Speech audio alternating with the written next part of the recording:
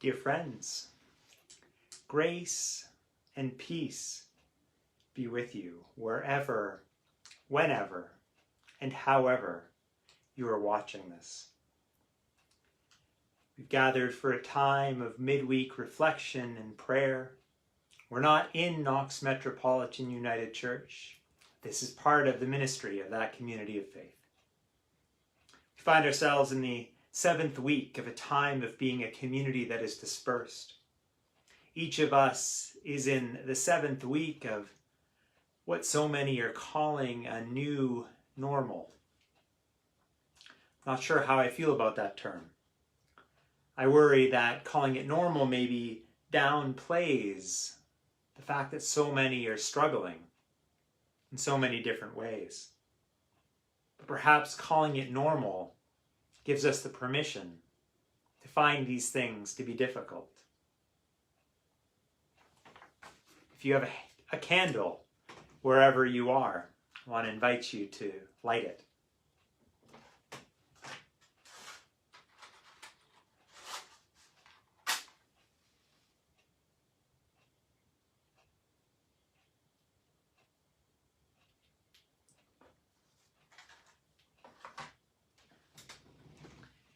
We decided to see what recording these midweek times would be like from our makeshift office in our home in Cathedral.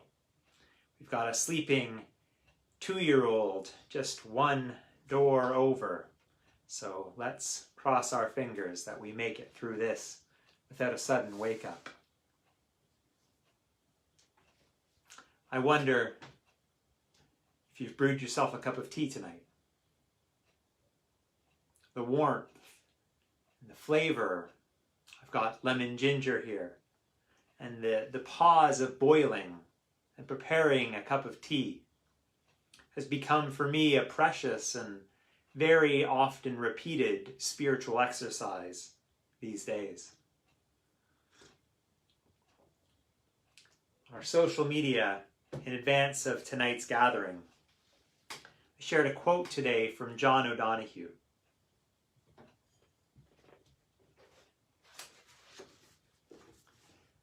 From this book, Eternal Echoes, Celtic Reflections on Our Yearning to Belong. Our minds are oversaturated and demented. We need to rediscover aesthetic tranquility and come home to the temple of the senses.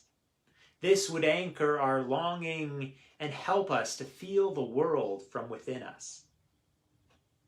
Our minds are oversaturated and demented.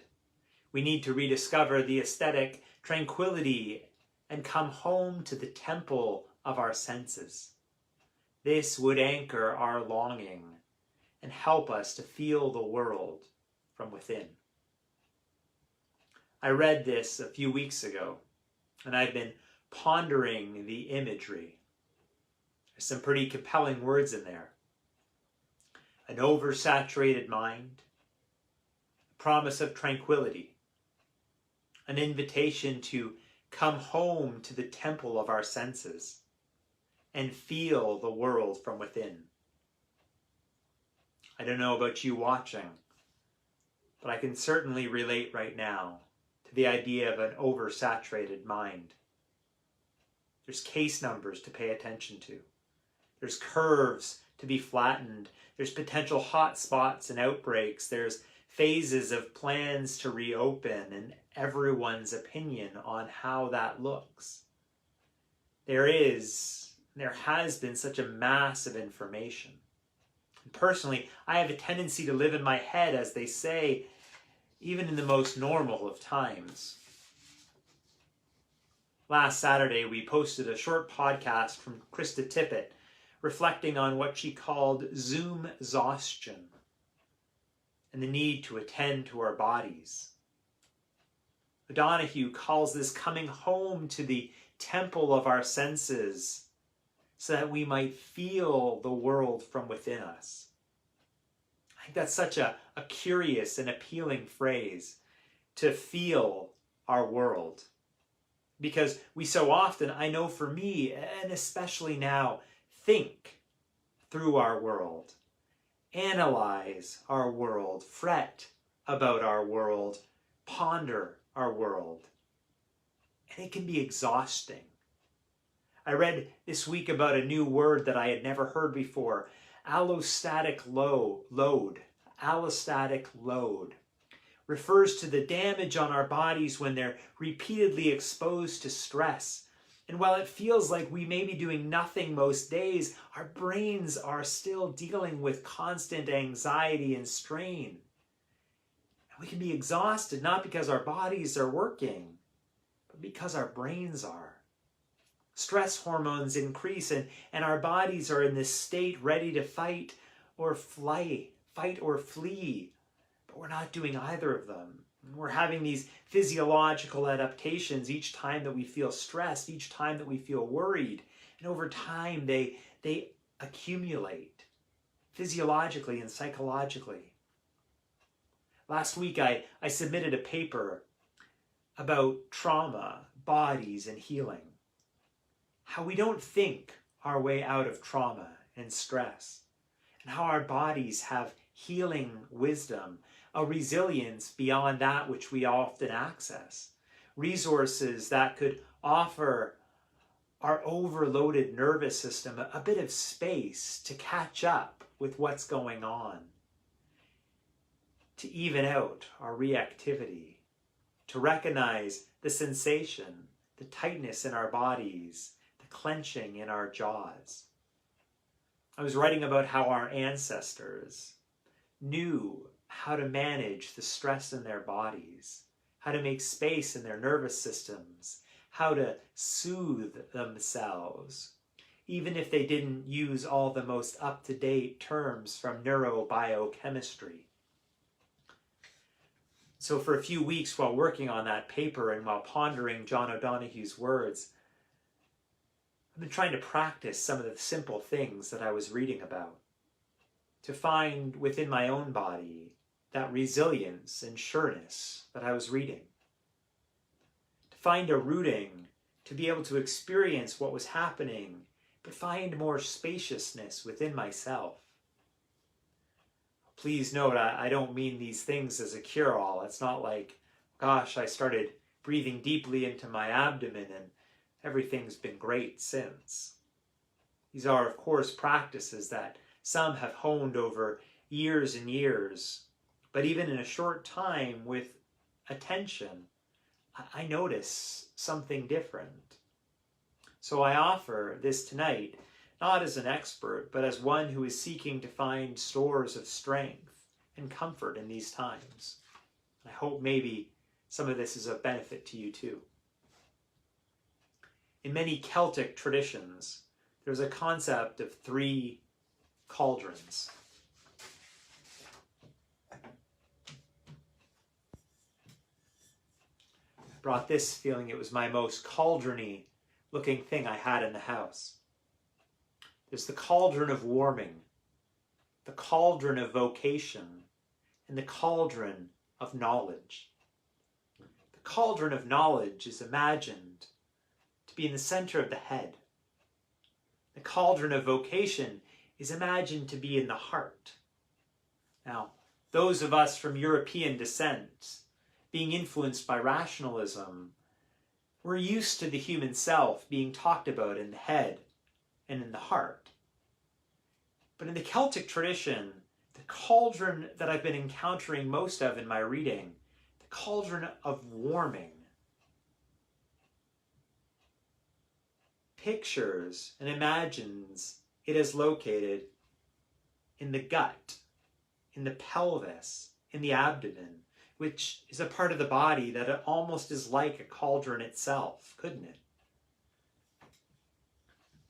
The Cauldron of Warming is understood in the Celtic tradition to be a source of life, a source of energy, heat, and wellness. It's meant to be a foundation. There are those who write about this who relate it to the idea of chakras, or hara in Japanese animistic tradition, a word for the gut brain, where dwells our sense of belonging and and sureness. There are so many expressions of ancient wisdom that saw the bowels as the seat of human emotion. Even in biblical imagery, the gut plays a much more central role than we sometimes realize. In the Psalms and the Proverbs and the prophets of the Hebrew Scriptures, we're often hearing bowel or gut language where God is felt or heard, or strong motivating emotions are felt. And in the Gospels, when Jesus, as he often is moved to compassion or to grief, the word, and pardon my inexpert Greek, splachnizomai, which comes from the word for bowel. When we use phrases like, I have a gut feeling about something, we're echoing this, aren't we? And so that Celtic practice of cultivating or attending to the cauldron of warming begins then with intentional breath. I want to invite you, and maybe this is new to you or something you've done before, to practice breathing deeply into your abdomen with me tonight. If you're comfortable, find a space that you can sit that opens up space within your abdomen and back.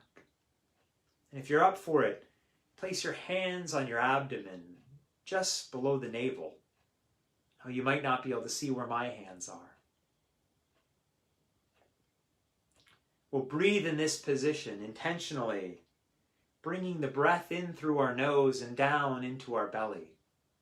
And as we breathe, I want to invite us to use that Celtic image of the cauldron, imagining that which is within is heated up, is expanding and becoming spacious, filling up the space within us, bringing warmth and energy.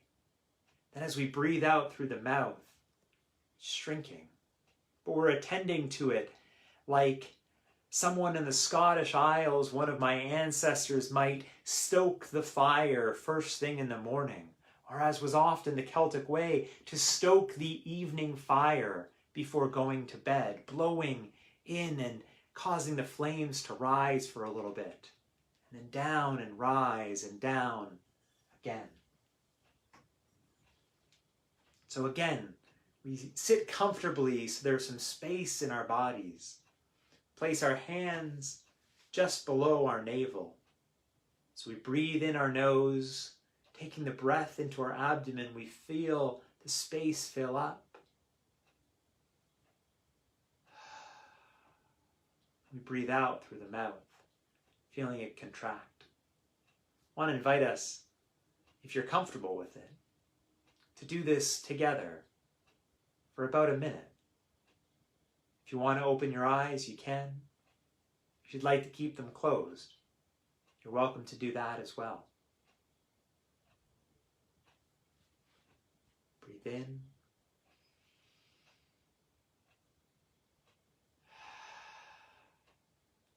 Out.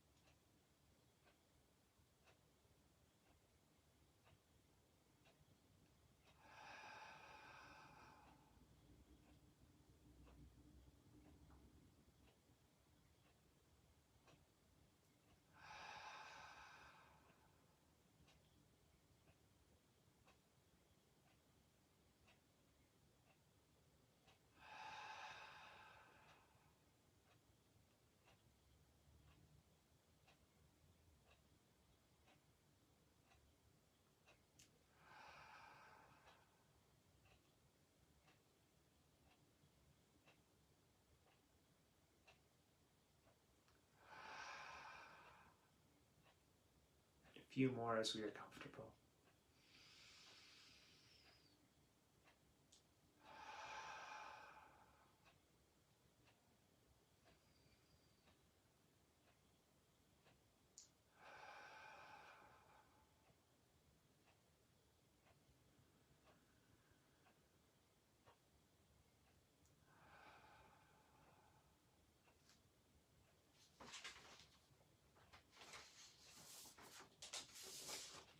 Thanks for trying something.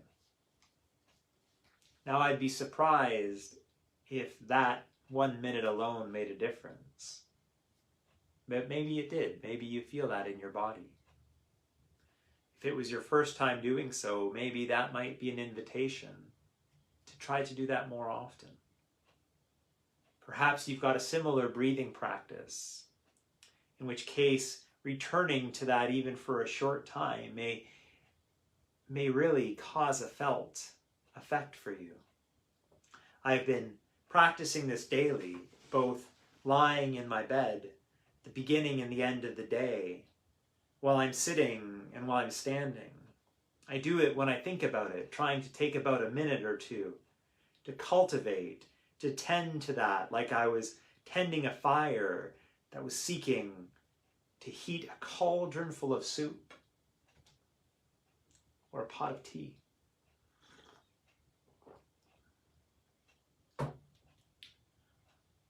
Then I return to it when I find myself stressed or overwhelmed. I think about that idea of stoking the day's fire, like the monks in the Celtic monastery would at the beginning of the day and as they welcomed the evening, preparing for sleep. Tending to the Cauldron of Warming has become, for me in these past weeks, a way to seek, as John O'Donohue suggests, to come home to the temple of my senses.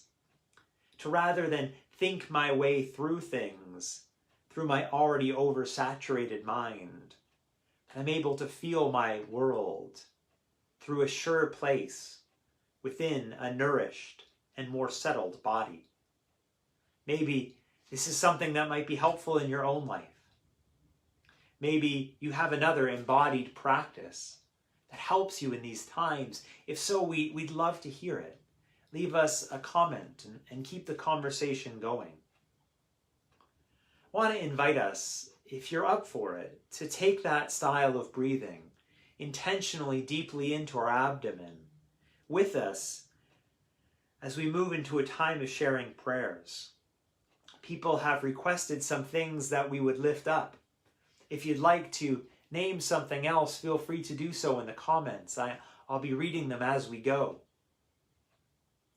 After our prayers, we'll join as we are able and speak the words of a new creed together. After last week's break, this coming Sunday we'll be live on Facebook at 10:30 in the morning for Knox-Met Kids at Home, and then again at 7 p.m. in the evening for Vespers. I hope that you can join us. The idea of the cauldron in the Celtic imagination will join us through as we come into Mother's Day, thinking of the divine feminine, God as mother, and the wisdom of the womb and compassion. As we move into a time of spoken prayers, let's begin again with silence and attention to our breath.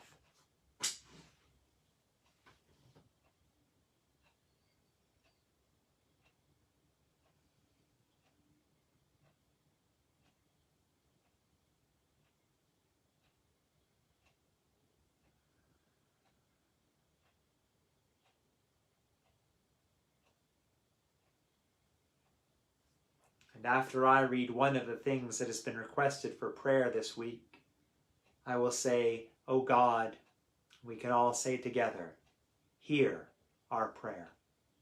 If you'd like to have something named, please feel free to write a comment. We pray for those who feel overwhelmed, who in the midst of changes and information find it hard to slow down, hard to breathe, hard to hold it, whatever it might be, together. For them, O God, hear our prayer.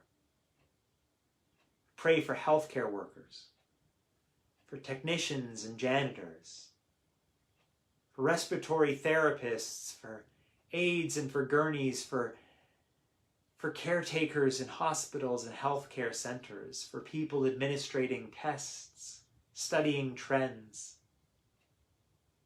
O God, hear our prayer. Pray for those who are sick, whether from this virus or something else. We pray for those who love them, those who long to hold a hand or to offer a comforting hand upon a forehead, but who out of caution must stay distant. For them, O God, hear our prayer. We pray for those who have family and loved ones in other countries or other places. They are far from what feels like safety, especially for those who are in places that feel closer and harder hit by this pandemic we face. For them, O God, hear our prayer. We pray for those in our own community, even within this congregation, who lack or struggle to find healthy food and drink and safe places to be. For them, O God, hear our prayer. Pray for Bob Walker, for Gord Williams. We pray for Winston Lewis's family and the family of Patty Grassick as they cope with grief in a very different context. For all of them, O God, hear our prayer.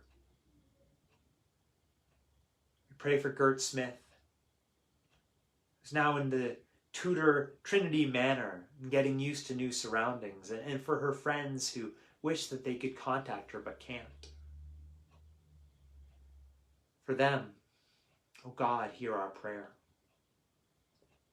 So many have asked that we offer prayers for the community of Knox-Metropolitan United Church and for our siblings in faith around the Living Skies region, for communities of faith, for ministries like Regina Anti-Poverty Ministry and Lumsden Beach Camp, for the hospital chaplaincies, as they all seek to find new ways to ministry. O God, hear our prayer. We pray for our siblings who celebrate Ramadan this month, who cannot come together for iftar to break fast, to celebrate and to see one another in prayer. For the mosques and the prayer houses in this community and elsewhere, who face a very different Ramadan this year. O God, hear our prayer. We offer special prayers for those who have asked that we name them specifically.